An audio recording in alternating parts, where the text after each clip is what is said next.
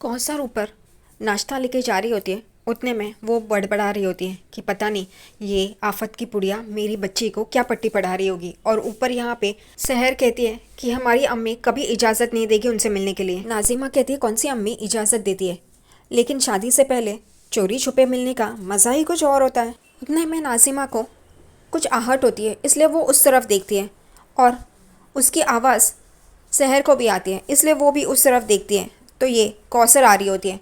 उतने में ये नाजिमा चुनरी जो लाल कलर की होती है वो सहर की उसकी चुनरी के नीचे उसे छुपा देती है और उसे कहती है बताना मत। और वो वहाँ से जा रही होती है, तभी कौसर कहती है कि चाय तो पीती जाइए। वो कहती है फिर कभी, अल्लाह हाफिज़ करके वो निकलती है और सहर को चुप रहने के लिए बोलती है कि बताना मत करके। यहाँ पे कौसर कहती है क्या कह रही थी वो, क्या पट्टी पढ़ा रही थी। अभी सहर वो चुनरी बाहर निकालती है और कहती है कि ये लाल रंग की चुनरी उसने दी और कहा कि उनसे मिलने जाओ तो ये पहन लेना, उनको अच्छा लगता है, उनकी पसंद की है। यहाँ पे कौसर कहती है वो यानी कि कौन। यहाँ पे सहर कहती है माहिद। वो कहती है क्या ये बोल रही थी वो कहती है हाँ, तो तुम उससे मिलने जाओगी। सहर कहती है नहीं, मैं उनसे मिलने नहीं जाऊँगी, वो जल्लाद है। यहाँ पे कौसर पूछती तुम कब उससे मिली। तभी सहर को वो याद आती है पुरानी बातें जब वो उससे मिली थी। और फिर सहर कहती है नहीं, हम उनसे नहीं मिले थे, हमें पढ़ाई करनी है, हमें क्यों उनसे मिलना है, हमें अपने मकसद से भटकना नहीं है, आप ही ने तो कहा है ना। और वो वहाँ से चली जाती है और कौसर उसे देख रही होती है। दूसरी तरफ माहिद के चाचा जान उसे कह रहे होते हैं कि अगर वो लड़का मर जाता तो पता है क्या होता, तुम अपने गुस्से पे काबू कब करना सीखोगे। और फिर वो मौलाना साहब को कहते हैं कि किसी भी जिंदा इंसान को काटने की कोशिश करना इन्हें जेल तक पहुंचा सकती थी। माहिद के चाचा आगे कहते हैं कि एक हमारे चाचा जान है जो उम्मीद के नज़रों से आपको देखते हैं, और एक आप है जो हर बार ये साबित कर देते हैं कि आप इस शहर के मुफ्ती बनने के लायक ही नहीं है। जब मौलाना साहब देखने लगते हैं तभी माहिद के चाचा जान कहते हैं जब ये है, हम और आप ये बात जानते हैं। चाचा जान आगे कहते हैं आपकी जूती हमारा सर अगर हम गलत कह रहे हैं, लेकिन जो बात बात पे हर दूसरे दिन किसी को मारने पे आबादा हो जाए उसे लोग मुफ्तियाँ शहर कैसे मानेंगे। माहिद कहते हैं चाचा हुजूर, हम मुफ्तियाँ शहर ज़रूर बनना चाहते हैं, मगर अपने ज़मीर को बेचे बगैर। जो इंसान गलत काम करे, आवाम को लूटे, अल्लाह के हुक्म की तामील ना करे, उसे हम सज़ा देंगे और वो भी कड़ी सज़ा देंगे। तभी यहाँ पे मौलाना साहब कहते हैं तुम्हारे चाचा जान जो कह रहे हैं वो गलत नहीं। वो कहते हैं हमारी सारी उम्मीदें आपसे वाबस्ता है, आपको अपने जज्बात पे काबू रखना होगा। माहिद कहते हैं कि दादा हुजूर, हम बस इतना कहने की कोशिश कर रहे कि, और उतने में आवाज़ आती अरे अरे रुको। तभी वो इंसान जो अपने बेटे को दफन करने के लिए वहाँ पे कब्रिस्तान आया होता है, लेकिन वो इंसान दफन करने नहीं देता, वो माहिद के दोस्त के साथ वहाँ पे आता है और ये लोग सब देखने लगते हैं। यहाँ पे मौलाना साहब उसे पूछते हैं क्या हुआ। तभी वो माहिद के पास आता है, उसका हाथ लेता है, चूमता है और उसे कहता है मेरी बेटी की लाश लेके मैं वहीं पे था, उसका चेहरा तक नीला पड़ा था, लेकिन आपकी वजह से मैं दफन कर पाया, आपका लाख लाख शुक्रिया। और वो उसके पैर पड़ रहा होता है माहिद के। तभी माहिद उठाता है उसे और कहता है कि आप हमने जो किया वो अल्लाह ने करवाया, उनका शुक्रिया अदा कीजिए और आपके बेटे की कुरान खाने की सारी जिम्मेदारी हम लेते हैं, आपको फिक्र करने की कोई ज़रूरत, चलिए हम आपको छोड़ते हैं। वो दोनों जा ही रहे होते हैं, उतने में दादा हुजूर कहते हैं माहिद तुम यहीं रखो, माहिद उन्हें घर छोड़ के आएगा। और फिर ताहिर उनको लेके जाता है और यहाँ पे चाचा जान की तो हालत ख़राब हो गई ये सब देख के। दादा हुजूर कहते हैं कि उसने जो कहा वो एक तरफ ठीक है, लेकिन आपको आपके गुस्से पे काबू करना होगा। यहाँ पे माहिद कहता है कि मैंने जो किया अभी भी मुझे यही लगता है कि मैंने सही किया, लेकिन फिर भी आप सही है, आप जो कहते हैं वो सही ही होगा, तो हम अल्लाह से माफ़ी मांगेंगे और 1 लाख मरतबा सना पड़ेंगे, अल्लाह हम पे रहम करे। दादा हुजूर खुश हो जाते हैं और उसको पीठ पे थपथपाते हैं और माहिद ने जैसे कहा है वो वैसे ही करता है। दूसरी तरफ यहाँ पे अगले दिन सुबह कौसर मदरसे में आती है, तभी वो औरत कहती है कि उस दिन तो आपने गलत को सही किया था, लेकिन आज सही को आपने गलत कर दिया। यहाँ पे कौसर चांस मारती है और कहती है हम ये सब घर लेके जाते हैं और आराम से फुर्सत में करेंगे, पता नहीं हमारा दिमाग क्या कर रहा था, आजकल हमारा दिमाग काम नहीं करता। और वो सारी चीज़ें बैग में भर रही होती है। तभी वो औरत कहती है नहीं नहीं, ये मदरसे का रूल है कि आप यहाँ से घर कुछ नहीं लेके जाती, आपको यहीं पे बैठ के काम करना होता है। यहाँ पे कौसर कहती है अब मैं क्या करूँ, मैंने क्या सोचा था और क्या हो रहा है। कौसर अपना दिमाग चलाती है और कहती है उस औरत को कि ठीक है वो माहिद मियाँ की और हमारी शहर की शादी की तैयारी जो करनी है, लेकिन फिर अगर ऐसा हो तो नहीं हो सकता, ठीक है हम मुफ्ती साहब से बात कर लेंगे, वो हमारे होने वाले समधी जो है। और ये औरत डर जाती है। तभी ये कौसर कहती है माफ़ कीजिए, क्योंकि हमें उनको आपके ये नियम भी तो बताने होंगे। तभी वो डर जाती है और कहती है नहीं नहीं, ऐसे कैसे, आप तो मुफ्ती साहब की होने वाली समधन है, आप जो चाहे वो कीजिए, लेके जाइए और घर पे काम कीजिए। और यहाँ पे जो कौसर को चाहिए वही उसे मिल जाता है और वो फटाफट वो सामान भरने लगती है। दूसरी तरफ कुरान शरीफ ये सहर पढ़ रही होती है, लेकिन उसे सिखाने वाले कहते हैं कि ये तुम कैसे पढ़ रही हो, अदब से पढ़ो। उतने में एक बैग गिरती है और वो उठाते हैं और ऊपर कबड़ पे रख देते हैं। यहाँ पे सहर उन्हें देख रही होती है और फिर अपनी अम्मी को देखती है। वो कौसर इसे इशारा करती है चलो करके, और वो भी सहर उसे देखती है और हाँ करके मुंडी हिलाती है। तभी फिर सहर कहती है अम्मी ने तो हमें कहा था कि ये उल्टा पढ़ना है, इसे ठीक तरह से नहीं पढ़ना है। इसलिए वो फिर से वैसे ही गलतियाँ करती है। और फिर यहाँ पे ये कहते हैं कि आप ये गलती कर रहे हैं, ऐसे थोड़ी ना पढ़ते हैं। और यहाँ पे कौसर बाहर हंस रही होती है। फिर वो कहते हैं कि हम रट्टा मारो मशीन है, आप ये मुझे फ़ोन में रिकॉर्ड करके दीजिए, मैं उस बार लिखूंगी तो मुझे याद हो जाएगा। वो कहते हैं हम यहाँ पे सिर्फ हफ्ता भर के लिए, और इसमें सब आयात में इतना सारा है जो उसके लिए वक्त लगेगा। इतने में कौसर देखती है कि सामने से नाजिमा आ रही है, इसलिए वो छुप जाती है दूसरी जगह जाके, और नाजिमा वहाँ पे ही आ रही होती है। उतने में यहाँ पे ये इंसान कहते हैं कि हमने छोटी छोटी 10 आयातें इसमें रिकॉर्ड कर रखी है और तुम इसे याद कर ले, फिर देखते हैं क्या किया जा सकता। फिर सहर वहाँ से निकलती है और बाहर आके अपनी अम्मी को ढूंढ रही होती है। उतने में ही वहाँ पे नाजिमा आती है और उसका हाथ पकड़ लेती है। सहर देखती है और ये नाजिमा सामने होती है। वो कहती है नाजिमा कि तुम हमेशा अम्मी अम्मी अम्मी कहते हुए थकती नहीं हो, शादी के बाद क्या करोगी? माहिद माहिद करके ओ जी सुनिए जी ऐसे करके उसके आगे पीछे घूमती रहोगी क्या? वो कहती है अम्मी का नाम लो तो उसमें गलत क्या है? फिर नाजिमा उसे पूछती है वो लाल चुनरी कहाँ है? वो कहती है हमारे कपड़ों के साथ मैच नहीं कर रही थी इसलिए हमने घर छोड़ दी। वो कहती है ऐसे कैसे, रुको यहाँ पे, और वो कहीं चली जाती है। उतने में कौसर आती है और कहती है वो तो हमें बेगैरत और सरफिरी लगती है, तुम उसके साथ यहाँ पे रहो मत, चलो यहाँ से। सहर कहती है हम उसे कह के तो चलते हैं। तभी कौसर कहती है उसकी आंखें एक और चेहरा एक बताता है, हमें तो वो बिल्कुल भी सही नहीं लग रही है, कुछ बताने की ज़रूरत नहीं, चलो। और वो जा ही रहे होते उतने में दोनों को आवाज़ सुनाई देती है, इसलिए वो आगे देखते हैं तो वही आदमी जिसकी लड़की को ये सहर ने भगाया होता है, वो कहता है मुफ्ती साहब से मिलना है, उनकी होने वाली बहू ने गलत किया है। और यहाँ पे सहर देखते हो और अम्मी का हाथ पकड़ते हो और उसे एक कमरे में लेके जाती है। यहाँ पे कौसर भी देखती है, उसे समझ में नहीं आता ये सब क्या चल रहा है। वो लोग एक कमरे में आते हैं, तभी यहाँ पे कौसर कहती है सहर कौन है वो आदमी और तेरी शिकायत क्यों कर रहा था? सहर कहती है अम्मी आप बहुत नाराज हो जाएंगी। तभी कौसर कहती है ना बताने का अंजाम जानती हो ना। फिर सहर कहती है कि हम माहिद के पीछे गए थे। यह सुनते ही कौसर एकदम से नीचे गिर जाती है। वो कहती है कि क्या तुझे उस लड़के के लिए कुछ लग रहा है? वो कहती है नहीं अम्मी ऐसा कुछ भी नहीं है।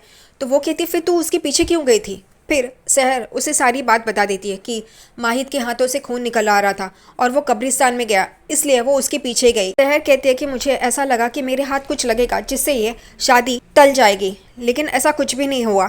उतने में वो आदमी आया और ये सब कुछ हो गया। वो कहती है ठीक है, अब न जाने वो आदमी क्या क्या करेगा और हमारे बारे में क्या कहेगा।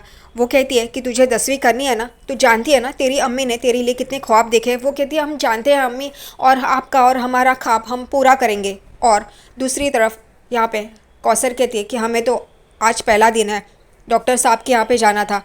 और फिर डॉक्टर साहब ब्रेकफास्ट बना रहे होते हैं और फ़ोन पे बात कर रहे होते हैं कि हमें 1-1.5 घंटा लेट हो जाएगा। और फिर वो अपने अब्बू को ब्रेकफास्ट देते हैं और वो अमाल को देखते हैं तो वो टाइम पास कर रही होती है। स्कूल का टाइम हो गया लेकिन फिर भी वो तैयार नहीं है, इसलिए वो उसकी तरफ जा रहे होते। उतने में डॉक्टर साहब के अब्बू उन्हें रोकते हैं और कहते हैं कि चिंगारी को हवा मत। वो कहते हैं कि फ़ोन देखते हुए 1-2 बाइट खा भी लेगी वरना ऐसे ही भूखी स्कूल चली जाएगी। वो कहते हैं आप जाओ हॉस्पिटल, मैं अमाल को संभाल लूँगा और thank you for the breakfast. Doctor साहब कहते हैं लेकिन लंच का क्या होगा? और वो वापस किचन में चले जाते हैं। वो कहते हैं कौसर तो आई नहीं है। यहाँ पे उसके अब्बू कहते हैं कि वो आएगी, ज़बान की पक्की है, वो ज़रूरतमंद है, उसको अपनी बेटी को डॉक्टरी पढ़ानी है। वो कहते हैं आपको कैसे पता?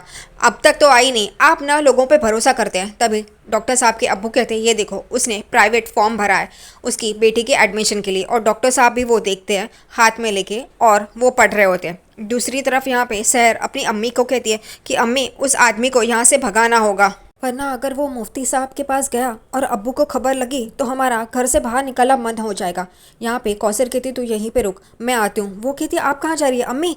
और फिर उसे वो जो पढ़ाने आए थे उनकी बैग गिरती है, वो याद आता है सहर को। वो अपनी अम्मी से कहती है कि उनके बैग में कुछ कपड़े थे, आप अगर वो कपड़े पहन के मुफ्ती साहब बन जाएंगे और उस आदमी को संभाल लेंगे तो हम बच सकते हैं। वो कहती है ठीक है, तू यहीं पे रुक, मैं आती हूँ। और कौसर वहाँ पे चली जाती है। सहर चुपके से बाहर देख रही होती है तो वो आदमी दिखाई देता है, यहाँ से वहाँ, वहाँ से यहाँ कर रहा होता है। और सहर कहती है या अल्लाह, ये तो जाने का नाम ही नहीं ले रहा है। और फिर वो वापस अंदर आ जाती है और सोच ही रही होती है कि क्या करे। उतने में वहाँ पे उसके पीछे हाथ आता है और वो एकदम से देखने लगती है तो नाजिमा कहती है तुम यहाँ पे हो। वो कहती है तुम यहाँ पे। वो कहती है हाँ, तुम्हें हमने कहा था ना कि वहीं पे रुको, तुम तो बड़ी छुपी रुस्तम निकली। वो कहती है आप ऐसा क्यों बोल रही हो। तभी वो कहती है चलो।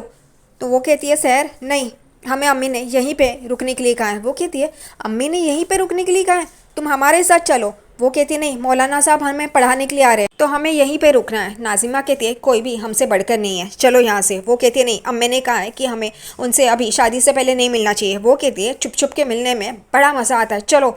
और वो उसे खींच के लेके जाती है क्योंकि वो कहती है माहिर बाजू के ही दरगाह में है और वो उसे खींच के लेके जा रही होती है। सहर अपना मुंह छुपाती है और मन में यही कहती है कि अम्मी ने हमें यहीं पे रुकने के लिए कहा था और ये हमें ज़बरदस्ती लेके जा रही है। अगर अम्मी को पता चला तो वो हमें मार मार के गोलगप्पा बना देगी। यहाँ पे नाजिमा उसे वहाँ पे लेके आती है दरगाह और फिर उसे वो लाल चुनरी उड़ाती है और उसे खींच के वापस लेके जाती है। दूसरी तरफ यहाँ पे माहिर अपनी सज़ा पूरी कर रहा होता है।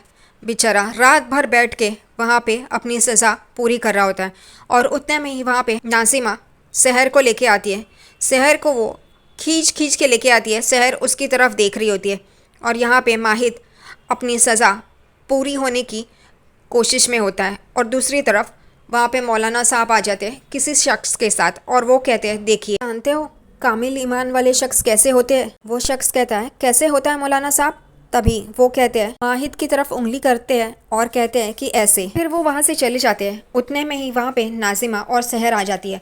सहर अंदर देख रही होती है और नाजिमा देखती है कि दादा हुजूर वहाँ पे ही आ रहे हैं। वो कहती है अगर उन्होंने हमें यहाँ पे देख लिया और वो भी सहर के साथ और वो भी लाल चुनरी के साथ तो वो चुनरी फेंक देंगे और हम डांटेंगे। इसलिए वो सहर को अंदर धक्का मार देती है और यहाँ पे दादा हुजूर नाजिमा को देखते और कहती है आप यहाँ। वो कहती है हाँ, हमें आपसे ही काम था, हम आपको ही ढूंढ रहे थे। वो कहते क्यों, बच्चों को पढ़ाने का छोड़ के तुम टहल रही हो। वो कहती नहीं, हमें आपसे काम था। वो क्या है ना, बच्चे आयात की कुछ पंक्तियाँ नहीं समझ पा रहे तो हमने सोचा हम आपसे पूछ ले। वो कहते हैं क्यों, वो समझ नहीं पा रहे हैं या आप समझा नहीं पा रही है। वो कहती है नहीं दादा हुजूर आप चलिए ना। फिर वो उसके साथ चले जाते हैं। अंदर आती है और कहती है ये तो गोंद की तरह हमारे साथ चिपक गई है।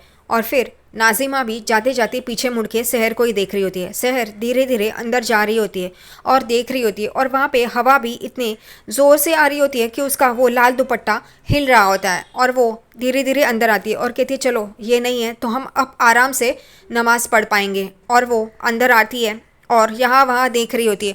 उतने में उसका ध्यान माहिद की ओर जाता है। वो बेचारा वहाँ पे बैठा होता है और वो उसकी हालत अच्छी नहीं होती। सहर उसे देखती है और उसका दुपट्टा जो लाल कलर का होता है वो उड़ रहा होता है। यहाँ पे सहर उसे देखती ही रहती है और वो डर भी रही होती है उसे देखते देखते। दूसरी तरफ नाजिमा मौलाना साहब को देख रही होती है और वो यहाँ वहाँ कर रही होती है। उसकी अम्मी भी वहीं पे बैठी होती है। वो भी अपनी बच्ची को देखती है कि उसका क्या चल रहा है, उसे समझ में नहीं आता। लेकिन नाजिमा बहुत ही परेशान होती है। उसकी अम्मी कहती है तुम इतनी परेशान क्यों हो। वो कहती है कि दादा हुजूर वहाँ पे बेवक्त आ गए, हम अच्छा मज़ा ले रहे थे, हमें वो सब कुछ अपनी आंखों से देखना था। लाल चुनरी देख के माहिद कैसे अपना आपा खो देता है और उसे मार मार के बेवाही कर देगा और उसे घसीटते हुए उसके घर तक लेके जाएगा। ये सारा नज़ारा हमें देखना था। यहाँ पे उसकी माँ उसे देख रही होती है नाजिमा को। नाजिमा आगे कहती है हम 500 बच्चों को खाना खिलाएंगे। यहाँ पे सहर बाहर जा ही रही होती है। उतने में उसका धक्का लगता है और वहाँ पे रखा हुआ सामान गिरने ही वाला होता है और सहर उस सामान को देखती है कि वो गिरने वाला है और फिर ये सोचती है कि अगर ये माहिद को पता चला तो वो तो हम पे गुस्सा ही हो जाएंगे। इस वजह से वो उस सामान को रोकने की कोशिश कर रही होती है। वो माहिद की तरफ भी देखती है लेकिन उसका ध्यान नहीं होता। इस वजह से वो नीचे गिरे और आवाज़ करे, इसलिए वो अपना वो लाल दुपट्टा होता है वो निकालती है और वहाँ पे फेंकती है जहाँ पे वो गिरने वाला होता है ताकि आवाज़ ज़ोर से ना आए। और यहाँ पे माहिद को देखती है। माहिद अपने आप में ही होता है, वो गिरता है लेकिन इतनी आवाज़ नहीं होती है। फिर सहर वहाँ पे जाती है, वो उठा के रखती है और उतने में माहिद यहाँ पे आवाज़ आती है, इसलिए वो उस तरफ देखता है तो उसे सहर दिखाई देती है। सहर भी माहिद को देख रही होती है और फिर सहर ये सोचती है कि ये मुझे चिल्लाना दे, इस वजह से वो छुप जाती है और माहिद देखता है तो उसे नज़र नहीं आती है। वो अपनी सज़ा पूरी कर रहा होता है और फिर वहाँ पे उस तरफ देख रहा होता है जहाँ पे उसे शहर दिखाई देती है, लेकिन शहर वहाँ पे नहीं दिखाई देती है। शहर नीचे छुपी होती है। वो चुपके से माहित को देख रही होती है कि उसका ध्यान तो नहीं है ना। फिर उसे एक टोपी दिखाई देती है। वो कहती है ये अम्मी के काम आएगी। इस वजह से वो धीरे धीरे वहाँ से निकलने की कोशिश करती है। वो अपने घुटनों के बल ही वहाँ से निकलती है, दरवाजे से बाहर निकल जाती है और माहित को देखती है। माहित अपने ही धुन में होता है, इसलिए उसे समझ में नहीं आता। वो घुटने के बल उस दरवाजे से बाहर निकल जाती है ताकि माहित को समझ में ना आए। दूसरी तरफ यहाँ पे कौसर उस मौलाना जो पढ़ाने आए थे उनकी बैग देखती है। उसमें उसे कपड़े मिल जाते हैं लेकिन टोपी नहीं मिलती। उतने में उसे आहट आती है, इसलिए वो जाके वो कबर्ड में छुप जाती है। और यहाँ पे वो ही जो पढ़ाने आए हैं वो किसी शख्स के साथ वहाँ पे आते हैं और कहते हैं ये मौलाना साहब ने किस लड़की को माहिद मियाँ के लिए चुना है, उसे तो कुछ भी नहीं आता, वो तो अनपढ़ है। और यहाँ पे वो शख्स कहता है वो मौलाना साहब को शहर वाली लड़की नहीं चाहिए, गाँव वाली लड़की चाहिए। और ये सब कुछ कौसर सुन रही होती है। वो कहते हैं ये तो समझ ही नहीं पाती ये कैसी लड़की चुनी है। और यहाँ पे वो कहते हैं अब तो हम जा रहे हैं। यहाँ पे कौसर कहती है कि अब तो वो कबर्ड खोलेंगी और मुझे देखेंगे, इसलिए वो डर जाती है। उतने में वो आदमी उस इंसान को, मौलाना जो पढ़ाने आए उनको पकड़ते हैं और कहते हैं आप एक हफ्ता तो पढ़ा के तो देखिए, फिर उनकी मर्जी। और फिर वो उसको लेके वहाँ से चले जाते हैं। फिर कौसर बाहर आती है कबर्ड से और वो कपड़े लेके वहाँ से चली जाती है। दूसरी तरफ यहाँ पे माहित की सज़ा पूरी हो जाती है। उसने वो 1 लाख बार उसकी सज़ा पूरी कर ली है। दूसरी तरफ कौसर वो कपड़े तो पहन लेती है लेकिन उसके बाल बांधने के लिए और वो टोपी नहीं होती है। वो यहाँ वहाँ देख रही होती है। उतने में दरवाजे से अंदर आ जाती है। वो कहती है तुम्हें मैंने यहाँ पे ही रुकने के लिए कहा था ना, कहाँ चली गई थी तुम। और एकदम से उसके हाथ में वो टोपी देखती है। वो कहती है तुम्हें कैसे पता कि मुझे टोपी चाहिए। वो कहती है कि हम दोनों को एक दूसरे के दिल के बारे में पता है ना, हम एक टीम है ना। और वो अपना मुट्ठी आगे करती है और फिर उसकी माँ भी उस मुट्ठी पे टक्कर मारती है और वो कहते हैं हाँ और हंसते हैं। दूसरी तरफ माहित सोचते सोचते आ रहा था कि मैंने वहाँ पे शहर को तो देखा, ये हमारा ख्वाब नहीं हो सकता, हकीकत ही थी, शहर वहाँ पे थी, लेकिन फिर वो गई कहाँ। वो ये सारी बातें सोच सोच के चल रहा होता है, इसलिए उसको एक ठोकर लग जाती है क्योंकि उसका ध्यान नहीं होता। वो बच जाता है और फिर वो घर के अंदर आ ही रहा होता है। उतने में ये नाजिमा उसके सामने आ जाती है और उसका रास्ता रोकती है और कहती है आप इतने परेशान क्यों लग रहे हैं। उसे ये लग रहा है कि शहर वो लाल दुपट्टे में होती है तो माहित उसे डांटेगा, चिल्लाएगा और उनका रिश्ता टूट जाएगा। लेकिन फिर माहित तो बहुत ही शांत होता है। वो कहती है किसी ने आपको परेशान किया क्या। और वो माहित के पीछे देख रही होती है। माहित कहता है बात हमसे कर रही हो लेकिन पीछे किससे देख रही हो। वो कहती है कोई नहीं, किसी ने आपको परेशान तो नहीं किया। वो कहता है कि तुम्हें ऐसा क्यों लगता है कि किसी ने हमें परेशान किया है। नाजिमा के पास कोई जवाब नहीं होता, इसलिए उसकी अम्मी उसके बचाव में आ जाती है और कहती है अरे माहित बेटा, वो बस यूं ही पूछ रही थी, तुम्हारी फिक्र हो रही थी ना।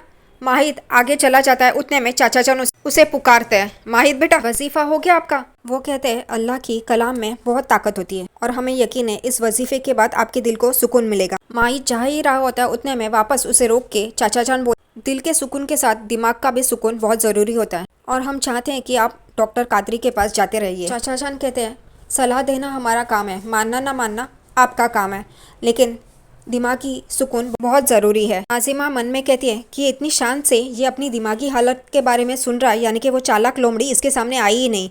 यहाँ पे माहित मुंडी हिलाता है और अपने कमरे में चला जाता है। कौसर टोपी पहनती है और कहती है कैसे लग रहे हैं। यहाँ पे शहर कहती है आप बहुत ही अच्छी लग रही है, लेकिन क्या अल्लाह हमें माफ़ करेगा, हमारे यहाँ पे तो लड़का बनना गुनाह है। वो कहती है हम इस छोटी सी प्यारी सी गुड़िया के लिए कर रहे हैं तो अल्लाह हमें माफ़ कर देगा। और वो दोनों एक दूसरे के गले लगते हैं। वसीम मियाँ की बेगम कहती है आपको माहित की दिमागी हालत के बारे में इतनी फ़िक्र है, लेकिन अपनी बेटी के दिल के बारे में आपको कुछ भी फिक्र नहीं है। वो कहते हैं हम जो भी कर रहे हैं वो सही करें, और कितनी बार हम आपसे कहें कि हमारी बेटी का निकाह उससे नहीं हो सकता। ये दोनों जन चौक के वसीम मियाँ को देख रहे होते हैं। वो कहते हैं कि हम हमारे लिए ये सब कर रहे हैं। अगर मौलाना साहब का पोता बार बार अगर डॉक्टर के पास जाए, वो भी दिमागी डॉक्टर के पास, तो हम लखनऊ में सबसे कह देंगे कि इसकी दिमागी हालत ठीक नहीं है, तो मुफ्ती बनने के लायक नहीं है, समझी। और ये दोनों जन उसे देख रहे होते हैं। वो आदमी मौलाना साहब को जो मिलने आया है वो यहाँ से वहाँ कर रहा होता है। उतने में शहर वहाँ पे आती है और कहती है आपको मौलाना साहब से मिलना है ना, आइए यहाँ पे। वो आदमी शहर के साथ चलता है।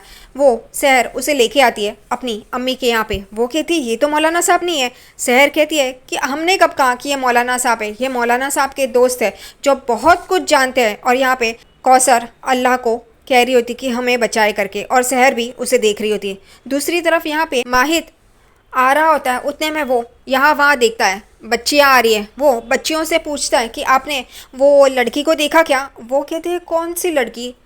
माहित कहता है सहर। तभी वो लोग बच्चियाँ हंसने लगती है और कहती है अच्छा आपकी होने वाली दुल्हन। और फिर एकदम से चुप हो जाती है क्योंकि माहित बहुत ही सीरियसली उन्हें देख रहा होता है। फिर वो कहती है नहीं भाईजान हमने नहीं देखा। और फिर माहित कहता है जाओ यहाँ से। वो लोग फिर माहित भी वहाँ से चला जाता है। दूसरी तरफ यहाँ पे कौसर, सहर और वो आदमी होता है। वो आदमी सलाम करता है और फिर यहाँ पे कौसर एक बड़ा सा नाम उसे सुनाती है। वो कहता है आपका नाम तो बहुत बड़ा है। वो कहती है कि हमारा काम भी वैसे ही बड़ा है। मर्दों की आवाज़ में ही बोल रही होती है। फिर वो इंसान सहर के बारे में उन्हें बता रहा होता है कि वो सहर लगता नहीं है कि मौलाना साहब बनने के काबिल है। और यहाँ पे कौसर भी कहती है वो लड़की मौलाना साहब के पास आई थी रोते रोते कि तुम कब्रिस्तान से उसका पीछा कर रहे हो। वो कहता है ऐसा नहीं है। और यहाँ पे कौसर उसे गालियाँ दे रही होती है। तभी वो कहता है गालियाँ मत दीजिए हमारे छोटे छोटे बच्चे हैं। और उतने में यहाँ पे कौसर उठ जाती है और वो इंसान देखता है कि उसके बाल हैं। वो गौर से देखने लगता है और कहता है आपके तो बाल हैं। यहाँ पे कौसर एकदम चौंक जाती है और सहर भी एकदम डर के मारे अपनी अम्मी को देखने लगती है। फिर कौसर वो बाल छुपाती है और कहती है कि दाढ़ी के बाल और बाल में तुझे फ़र्क ही नज़र नहीं आता। रुक अब मैं मौलाना साहब के पास जाती हूँ और तुम्हारी शिकायत करती हूँ। वो कहता है नहीं मौलाना साहब के पास गई तो मेरी खैर नहीं। और वो वहाँ से भाग जाता है और कौसर सहर के पास देखती है। फिर कौसर सहर के पास आती है और दोनों जन हंसने लगते हैं कि चलो ये काम तो हो गया। और वो खुश हो जाते हैं और फिर वहाँ से चलते हैं। वो निकलते हैं वहाँ से फटाफट। उतने में ही वो यहाँ वहाँ देखते हुए निकलते हैं और दूसरी तरफ से माहित यहाँ वहाँ देख रहा होता है। ये दोनों जन एक तरफ से और माहित दूसरी तरफ से। फिर कौसर और सहर एक तरफ मुड़ जाते हैं और फिर माहित उनके पीछे ही होता है। वो इन दोनों को पुकारता है सुनिए। सहर एकदम से बोलती है आज़म खान। कौसर कहती है कौन? वो कहती है माहित। और माहित इनके पीछे आता है और पूछता है आपने वो सहर को कहीं देखा है क्या? सहर एकदम से देखने लगती है और कहती है ये मुझे क्यों ढूंढ रहा है?